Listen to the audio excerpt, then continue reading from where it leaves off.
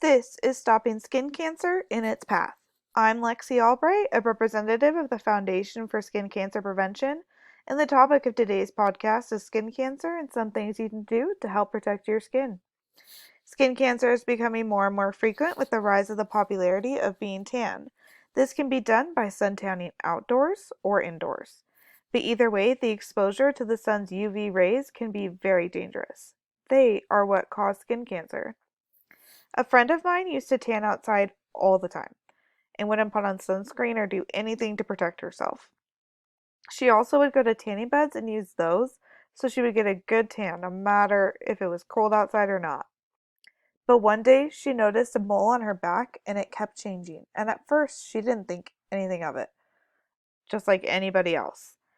But as time went on, she noticed that it was getting bigger and it looked really weird. So she decided to go get it checked out at a dermatologist. When the doctor saw it, she told me that he got very quiet. And then she got a really bad feeling. He told her that they needed to remove it immediately and then biopsy it so they could see if it was cancer. The mole had gotten so big and they had to cut so deep that now her back has a really big scar on it. The test results took a week to come back, and she said it was the most stressful time of her life. I can't even imagine. When they got the results back, it was cancer. She was terrified, and when she first heard the word cancer, she thought she was dying. But thankfully, it wasn't melanoma, which is the deadly form of skin cancer. They checked the rest of her body just to make sure nothing else was wrong, and thankfully, she had gotten away with just the one spot. Her doctor was very happy that she just had the one spot, and I think she was too. But if she had just worn sunscreen and tried to stay out of the sun when it was at its worst, then she would not have had to go through this ordeal when she could potentially have deadly skin cancer. And now she has to constantly be cautious and check her skin because her tanning could cause skin cancer to pop up at any time. This is why it is important to protect your skin from the sun and why I joined this foundation. To protect your skin, you should wear sunscreen that is at least SPF 15, but I would go even higher, probably depending on your skin tone, and reapply it every 2 hours. But if you get wet, then you need to reapply it after you dry off because it's pretty much just washed off your body.